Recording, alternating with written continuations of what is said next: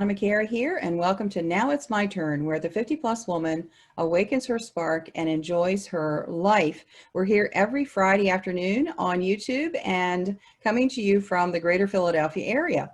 So get your pen and paper, get ready to make some notes. I always encourage notes, and notify your friends that we're here. We've got a really great broadcast for you today. I'm excited about our guest today.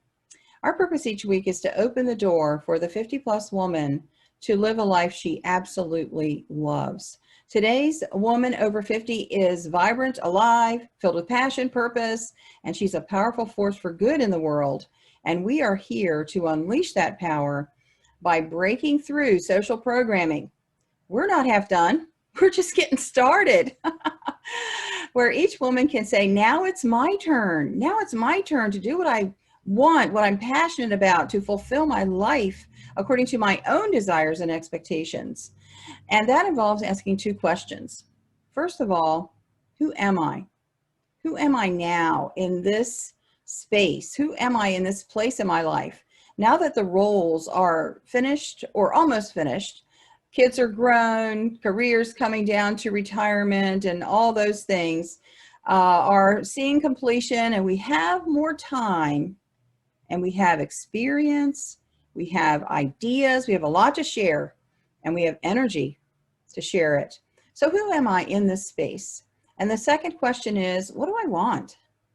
What do I really want? Because I find that a lot of times women, we push our own desires and wants aside in favor of what everybody else needs and wants. And so when we get to this place, asking that question, and it sometimes takes some thought, because I know a lot of women who've never really considered it before. What do I want my life to be? And until you answer that question, you really just kind of wander around, don't you? So let's settle in, get your pen and paper. And if you haven't subscribed to the channel yet, please do. And welcome aboard. I'm going to go into our meditation, our heart space meditation. And people are telling me that they tune in here just for the meditation. So it's very powerful. Okay, so let's go ahead and settle in wherever you are. Just settle into your chair. Feel your body. Wherever you're lying down, sitting down. Take a breath, nice deep breath, settle in. Breathing in calm. Breathing out stress. Breathing in peace. Breathing out all the cares and all the thoughts. And just let yourself come into calm, focused right now. Calm and focus. Just for these few minutes. And now focus on your heart. And feel your heart fill with love. Feel the love in your heart. Just fill, swell. Let your heart fill up with love. Oh, it feels so warm. It feels so good. Your body actually has a calming effect from it. Just let your heart fill with love. And then let the love in your heart fill your whole chest. Just let it spread out. Fill with love. And then let that love just go from the top of your head all the way down to the bottoms of your feet, out to the ends of your fingers. Fill your body up. Fill your body up with this warm, wonderful, loving feeling. That's right. You can feel it just filling you up, filling you up. Wow, I'm starting to feel calmer already. Now just take a breath and let your heart, that heart-loving space, let it fill the room from ceiling to floor, wall to wall. Fill the air in the room, the atmosphere, just fill it up with love until the entire room is just full of love. You can feel it warm and comforting. And another breath, and fill the whole building with love, just from the ceiling, the roof, all the way down to the basement, side to side. Just fill the whole house, apartment building, hotel, wherever you are. Just fill all of it with love. That's right. And now another breath, and let your loving energy just go out over the entire region where you are. Think of the city or the town, the area, and just imagine your love just going out over the housing developments and the medical facilities and the schools and all through the retail shops. Yeah. You know, the HeartMath Institute tells us that this is really a true vibration. They've measured it. A lot of times when we do these meditations and things on the show, I ask you to do some imagination games, but this is not imagination. As you just push your love energy out over the region, it actually goes out. And studies have been done that it has a positive effect. Crime rates go down. Immune systems are strengthened. This not only helps us, it helps others around us. And you know, I just want to take a moment to say this. When people tell us it's more important to be than to do, this is what they're talking about. This emanation of your love is very powerful to affect positive change all around you. This is the being part, and it's beautiful because it fills us up too. And now let your loving energy go across the entire continent, from ocean to ocean, all the way across North America, South America, Europe, Asia, Africa, Australia. Flood the continent with love. And as we do this, my heart energy crosses your heart energy, and we connect in this loving space, and we help each other and we amplify each other, and the healing for one becomes a healing for all, and we're better together than we are alone. And no matter what time you're watching, we're all in the now, and you're connecting with us as we're here, and we are healing each other and healing the continent as we do this together. So powerful. And now, one more breath, and let your loving energy go all the way around the globe, back to where you are, covering the earth with this beautiful loving energy. We need this so much on the planet right now. So thank you for joining us. Thank you for joining in. This is the work that we need to do. It helps us all. So thank you for lending your energy, your loving energy, to us and to everyone watching. Okay, let's go ahead and get our guest in here. I'm excited today to have this person with us. Okay. Hello. Hello. I'm so happy to see you. So happy to be here. Jennifer Arthurton is the creator and founder of Old Chicks No Shit, a platform and podcast designed to inspire and support midlife women in chasing their dreams and creating their kick-ass next chapter.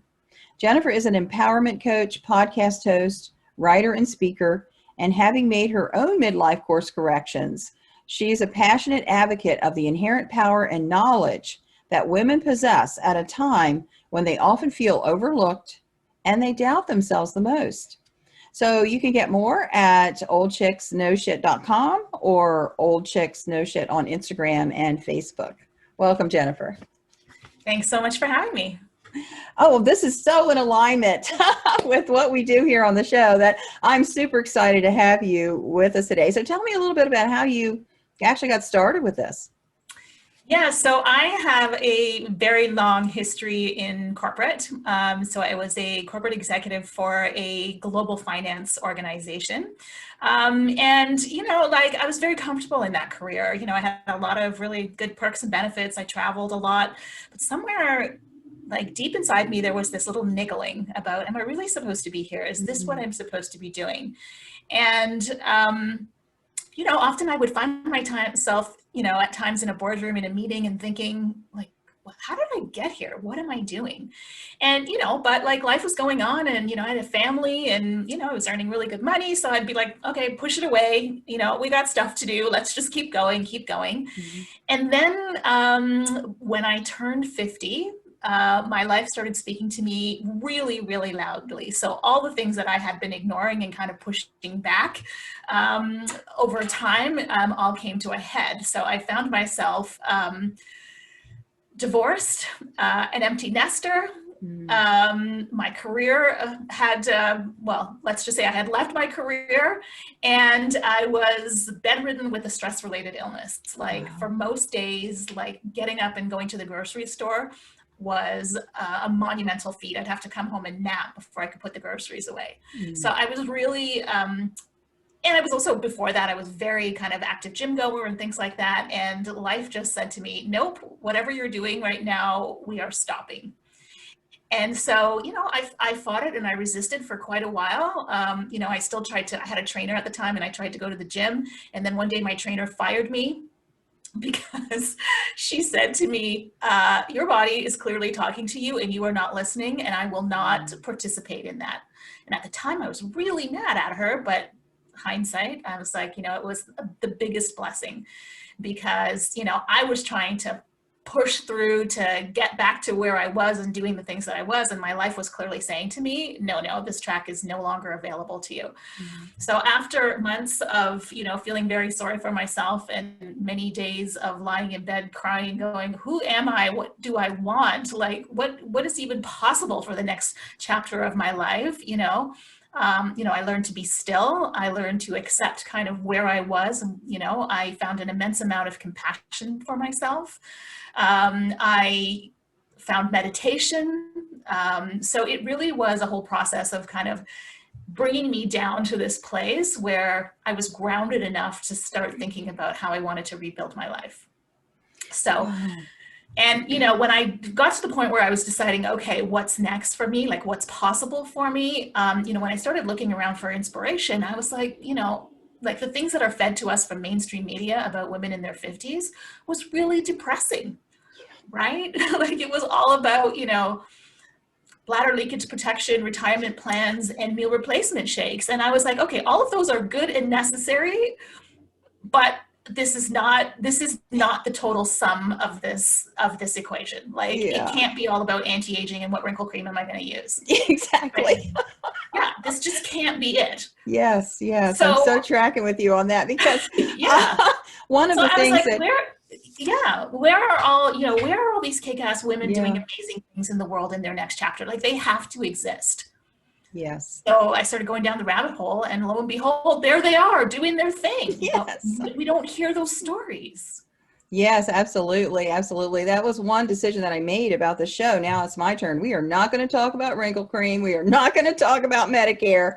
We're not going to talk about things that, you know, we actually manifest them by putting attention on them. 100%. If you're watching those ads and reading those articles, we attract that to us, because now that I'm in my 60s, I actually feel better than I felt when I was in my 30s. I have more energy, more clarity. And it's just a myth. It's a myth. Yeah. I mean, I came across a study a little while ago. I think it was done in like 2017, that was rating power and attractiveness for men and women at various different ages. And when they looked at the over 50 category, power and attractiveness, and these are perceptions of the people, right? Of the study participants, the power and attractiveness from men over 50 grew exponentially, and the power and attractiveness, the presumed power and attractiveness of women over 50 declined rapidly as soon as they kind of hit, you know, mid 40s and into their 50s. And I was just like, this is what people think of this time of life, and it's so incorrect. It's just not true. It's just not true, because one of the things I find that as I look around, women don't look young. We look young. I know women in their 70s who are gorgeous, just beautiful. Yeah. Absolutely. Yeah. Yeah. This is, maybe there was a time, where, when you were 50, you were kind of on the downhill slide, but that's like, we are long past that. Yeah. And unfortunately, our culture and our society hasn't caught up with that message yet. Hmm. And so that's why my mission through Old Chicks No Shit is to empower women to claim that power, like to take Yes. their power back from this. Because if we are all doing it as a collective, we can shift the narrative. Like, Yes. yeah, Yes. Yeah. yeah, Yeah. I am such a soul sister with you, girl. I just amazing, love this. Yes, absolutely. Because amazing, the yeah. mythology that we buy into, and I think sometimes in the 21st century, we get the idea that we know it all now. But we're Yeah. actually so full of Oh, myths and mindsets and things that frame our thinking that we're actually living in this little box yeah. instead of breaking out and saying, you know what, doesn't matter how old I am. I know women in their 90s who are doing art shows and having a beautiful life. Why would I stop because I turned 50 or 60 saying I'm too old? Are you kidding? Well, this whole notion of Yeah. like riding off into the retirement sunset, and then you're like, Yeah. what am I gonna do? Right? Yeah. Like, I'm just gonna sit around and wait for what? Yeah. Right? Like, yeah, it's such a myth. And even, one of the things too that even like mythological archetypes. So, you have like the mother, the maiden, and the crone, right? So mother, maiden, fairly, so, like fairly common, like we've all heard of them, we know what they mean. And then Mhm. you get to crone, and all of the imagery and the conversation about crone is this, like 80-year-old wizened woman sitting on a mountaintop sharing advice with the world. And that's great. But the gap between mother and crone is probably 30 or 40 years. Yeah. And like that part is noticeably absent, right? Yes. And so this is the part that I want us to redefine, is to say, and I've termed it maven before, because the dictionary definition of the word maven is an expert with knowledge and wisdom to share. Mhm. And the difference between the maven and the crone is the fact that we are young enough and energetic enough that we can actually affect change in our lifetime. This is not us handing on the information and then going off to die. This is us actually living and breathing this knowledge and this wisdom and this experience that we have to share. So Absolutely. it's powerful. It's a very, very powerful point in our lives. It is. It is, because how we see ourselves is going to frame what we do. If we Yes. see ourselves as past our prime, ready for the rocking chair, we're not going to put ourselves out there. We're not going to advance. We're not going to take a class. I took my first dance class at the age of 55. I love Nice. dancing. It's awesome. Um, so we limit ourselves Yeah, by, we do. yes. So in Yeah. your story about, you're now you took us up to where, because I'm all about story. I have more than 30 published books and 20 of them are novels. So Wow. you left us where you were on the couch trying to get the energy to put your groceries away, which I totally understand Yeah. what that means, because I've been there myself. So how did you get out of that? What happened? So I think the first big thing for me was around surrender and acceptance. Right. So, I came from the corporate world, and I'm kind of a bit of a type A person. So it's always the go, go, go, push, push, push, push, push. And that had been bred into me from from when I was a child, right? It was like, get good grades, go to college, get a good job, rise through the ranks.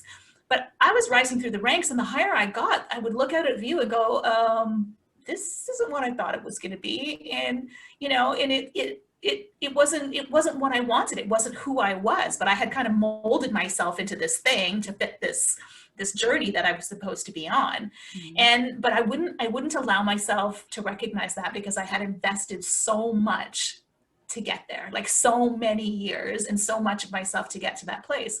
So when all of this happened, and I literally was physically immobilized, and like I didn't have a kid at home anymore, so that was no excuse. I literally couldn't get up and go to the gym. I didn't have a job to go to. Like, I was literally homebound. And when I got to the point, and this took months and months of crying and what's wrong with me and all of that, when I finally got to the point that, okay, I need to start paying attention, that's when things started to change. So, instead of fighting against it, I was like, okay, what's the lesson here? right? And as my health started to recover, I would do, the smallest things that I could possibly think of to start kind of moving me in the right direction. So for example, I would go for a walk in nature every day, and it would be the slowest walk I've ever done in my life. And it would be sometimes 10 minutes, or sometimes I'd sit beside a tree, but it would be like, okay, just sit there and breathe. And I remember, like, at one point in, towards the end of my corporate career, I was on a business trip. I was traveling, and there was a yoga studio. In my yoga studio, there was a meditation class happening. And for some reason, I was really, really compelled. I had never meditated before, but I was really compelled to go to this meditation class. So I even, cut my trip short, took a standby flight home to make the meditation class. And it was a guided meditation. 10 minutes into the meditation, I could feel this well of emotion coming up in me. And I was like, what is this? Where's it coming from? And I started to cry. And I cried for the entire class, thinking that I was going absolutely insane. I had no idea why I was crying. And at the end of the class, the instructor said to me, oh, we're doing an 8-week series. You should sign up. Before I knew what I'd done, I signed up for this class. And every week for 8 weeks, I would go to this class and I would sob for 90 minutes. I would leave with this pile of, snotty Kleenex and a tear-stained face. And the instructor never said a word. She would just smile and nod. Every time she would put the box of Kleenex by my mat. And that was the beginning of like a whole pile of stuff coming out of me. And then when I started into this process of surrender and acceptance for what I was, more emotions started to come up. And I was like, okay, I'm not going to fight it anymore. I'm just going to let this happen. And it was a process of releasing everything that I was carrying that was no longer me, right? It was like just years and years and years of things that I just, had been molding myself into that weren't me. And it was like a shedding process. Yeah. So that shedding process took place over a period of a year until I kind of got to the point where I was like, okay, now you need to do something.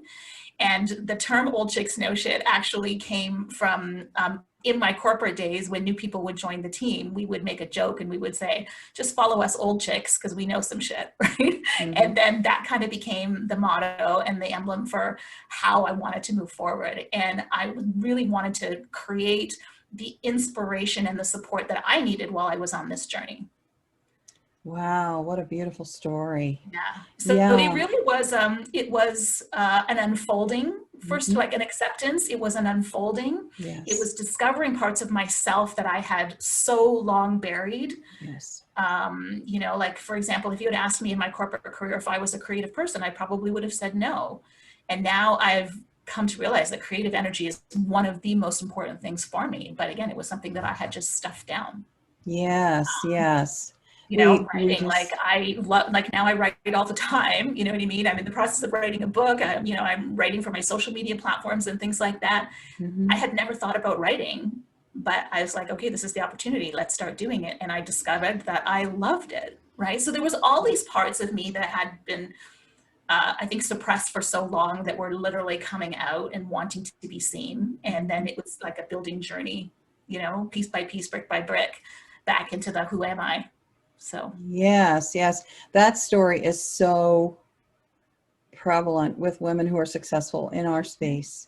That breaking point. It's like I hate to say the word midlife crisis because it's got a lot of other connotations. Yeah. But at around 50, it seems like we hit a wall, and all of a sudden, we're like, wait a minute, who is this person really? Who is this person?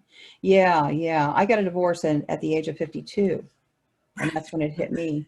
Yeah. It's a very common thing to happen. And, I was actually having this conversation in my Facebook group this week about midlife crisis versus midlife awakening. Yes. And the difference. And it really is an awakening. It's awakening to all the parts of ourselves that we have not yet recognized, that we have not yet met. But sometimes for some of us, and this is myself included, it takes us a crisis to get to the awakening because we're not paying enough attention to our life. Yes. And we're so ingrained and so robotic. We're just on autopilot, and it takes a crisis, either health, relationship, job, something. All of the above. Yeah, right. Or just wipe it all out. Yeah. I know, right? I was Yeah. like, yeah, you know what they say, like, what is it? Life gives you a flick, then it gives you a nudge. And if you're still not listening, you get the brick in the head. Well, hello, I was the brick in Yeah. the head first. Yeah. I was looking through an old journal just recently and it said, no more lightning bolts. I'm going to listen. Exactly, right? Like, let the messages be easy and smooth from here on in, please. I mean, and I literally say that daily. Like, I'm listening, I'm paying attention. Let the messages be easy. Yes. Yeah, Exactly. Exactly. yeah, So we're going to talk a little bit about boundaries today. And I wanted to yeah. talk about that because I think as women, we do struggle with boundaries. So Mhm. how do you set your boundaries, first of all? How do you know, what a boundary is for you? It's so interesting. And again, this is a conversation that I've been having a lot with my clients. And to your point, women typically, our boundaries are very loose, especially when it comes to being of service to other people in our lives. Mhm. And one of the things that became really important on my own journey was tuning into my body. Like, my body used to be this blob beneath my head that I kind of tried to beat into submission in different ways. And I totally wasn't connected to the signs and the signals that were happening in my body. And now, having gone through that journey and really slowed down and started listening, the clues and the messages from my body are the indications of when I've crossed my own boundary. Mm. So, for example, here's a really good example. I'm in the space now where I'm having to take care of my older father. He needs requires a lot more of my time and attention. And one day he called and asked me for help. And immediately, I mean, of course I want to help him. I love the man, he's my father. But immediately there was this well of resentment that popped up. And I was like, wow, what is that? And where is it coming from?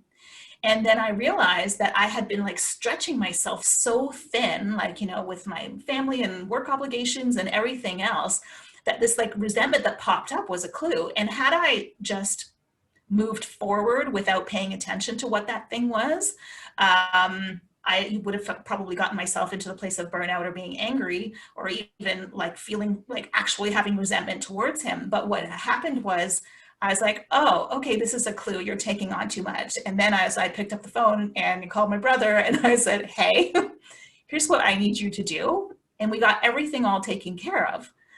But, and so now understanding where I'm stretching myself too thin, like where I'm saying yes when I want to say no, where I'm not taking care of myself, in service of in favor of doing something for somebody else. The signals for that come from my body, and I'm reading them I'm very in tune with that now, and I can do that. But like, if we're paying attention, the messages and the answers are there, right? Rather than Yes. being operating on autopilot. I absolutely love that because it's Yeah. not just going into your head and making a list. Well, I think I should do this or that. It's actually listening to what's inside of you. That's real. Yeah, Yeah. because often the body, like, and this is true, I've seen it for myself and I've seen it with my clients, often the body responds before our brain has a chance to even process. Like, there's so much wisdom in our bodies, Yes. right? So before I've actually thought the conscious thought, my body's saying, uh-oh, uh-oh, right? Yeah. And then that's oh, okay, what's going on here? Tune in and then react. So it's like embracing the pause a little bit, like, how do I feel? Embracing the pause and then Yes. making a decision, as opposed to making a decision and acting. Yes. Yes. It's the difference between that excitement that's in my heart when my grandchildren are going to come over. I'm going to spend the afternoon doing crafts, which I love, or doing that family dinner and cooking for 3 days, a big turkey and all that. And the whole time I'm going, oh my God, I'm so exhausted. Oh my God, I don't want to do this. Oh my God, I'm so tired of this.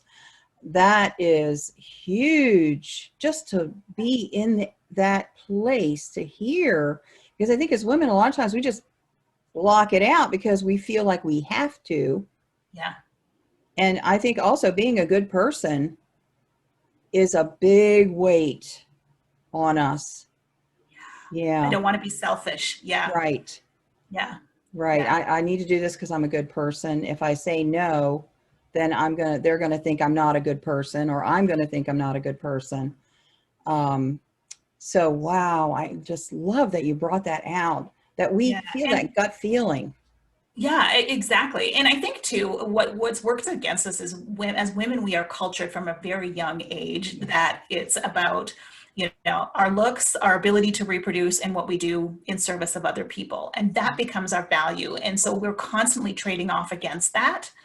When, you know, and for parts of our life that's necessary while we're raising a family, but the transition from midlife is about taking back your energy and your power from all of those places where you've scattered it and collecting it for yourself, and then deciding, okay, how do I want to use this? There are going to be times for sure when you're going to want to, you know, do things for your family or cook that dinner or do it, but recognizing like that you're making a conscious decision where you want to spend that and not out of obligation. Right, right. Where you're going and getting that scattered energy, bringing it back, filling yourself up, and then you can give from a heart of love and gratitude and compassion. Yeah, exactly. Yeah. Well, I want to take just a moment for a couple of announcements, and then we're going to continue. My book, Never Date a Narcissist Again, is on Kindle, and go on over and pick it up. If you are one of those people like me who used to attract narcissists like everywhere I looked. I mean, landlords, bosses, friends. I even had coaches who were narcissists and would browbeat me. And I just finally got so tired of it. I thought, I'm going to break the code on this thing. And I did. And so just go over and pick that up. It's got a lot of bullet points. It's easy to read, and it will change your life because you will be able to know what you're doing to attract them and what to do about it without even having to confront them, which is big. So go on over. Never Date a Narcissist Again. Just do a search on Amazon. Join the Facebook group. We are there all week. Nowitsmyturn.com. Just put that in and you go right to the group. Join us over there. We share throughout the week, and it'll be a good place to interact. And then my daughter and I are starting a group called the Collective Healing Channel. This is a group healing meditation that will meet once a month, and it's going to be small group. And so if you're interested in that, go on over to my website, lanamcara.com. There's a tab at the top that says Collective. Click that tab, Collective, and you'll go in and you'll see the details about that. Okay, so what do you do if somebody doesn't want to accept your boundaries? Yeah, that's actually a really great question. In fact, I was having this conversation with my daughter last night around that. And again, it's like putting yourself first, like being okay to say no and not feeling guilt or obligation, right? And then knowing like if somebody is not going to accept your boundary, like what can you do? I mean, all you can do is control yourself, right? So, you know, and it's kind of a retreat and figure out what to do next. But if somebody is, you know, once or twice, you know, doesn't accept a boundary, like you can probably work with it. But if it's a repeated, you know, intrusion into your boundaries or whatever you've set, then I think you really have to kind of reevaluate, you know, how much time do I want to spend with this person, or how much time do I want to spend with this thing? And the other part is like, if you do find yourself, so you set a boundary that I'm not going to say yes to this obligation again, and you find yourself in that place, our first instinct is to kind of beat ourselves up and to say, oh, I did it again, what's wrong with me? When the reality is, I think what we need to be giving ourselves most at that point is, first of all, awareness and compassion. So, I did that thing again that I said I didn't want to. That's okay, I'm still learning. Because boundaries, the process of creating boundaries is all about practice. And it's about honoring ourselves while we're learning that until we can get to the point where our boundaries are firm and that we have a plan of action, you know, that we know exactly what's going to happen if that boundary is crossed by ourselves or somebody else. And because 90% of the time, we are the people crossing our own boundaries. Yeah, that's right? true. Yeah. Exactly. So it's a little hard to do at first, but wow, does it ever feel good once you get into knowing how to do it? Yeah. Yeah, the boundary. And one of like the you know, the things I like, this is absolutely a boundary, is learning to delegate. Right? Like to protect your own boundaries, like get used to asking people, like ask for help. And that's another thing where us as women, we cross our own boundaries because we feel like we have to do everything ourselves. right? And, you know, I've now become the delegating ninja, like, you know, like, especially with my family, you know, like when my dad was in hospital last year, I was like, okay, everybody rally around, everybody divvy out jobs. Okay, here's what you got to do. And I was like, Yeah. man, why didn't I do that earlier? Like, right? Yeah, Yes, yes, because a lot of times people would love to help. They just need to know what to do and exactly. feel like they're wanted. Yeah, Yeah, yeah, absolutely. yeah, absolutely. Yeah. So, what would be some final words that you would offer to our listeners before we wrap it up here? Yeah, I mean, one of the things that I am forever telling my community and my clients is that midlife is actually the most powerful point in our lives. Like we, you know, we talked about this a little bit earlier. We are in this process right now of recognizing or coming or meeting some undiscovered parts of ourselves, you know, and like all of those things that we have been ignoring are actually super important in this time of lives. We're coming into our authentic self. You know, and we're collecting back our power and our energy from all of the places that we've scattered it over the years, and we're refocusing it now on what we want. And, you know, the dreams, the thoughts, the messages that are within us are there for a reason, but we can't act on those things if we're busy trying to do for everybody else. And so refocusing on what it is that we want, what's important to us, what are our values. This is an incredibly powerful point from which to create our next chapter. So if we can dream it, we can do it. And in fact, if we can dream it, we should be doing it. Yeah. So it's a really powerful point of creation. And, you know, like learning to, like reintroducing ourselves to us at this point of life is probably one of the best things that we can do. Absolutely. I love the way you said that. Reintroducing yourself to yourself. Yeah.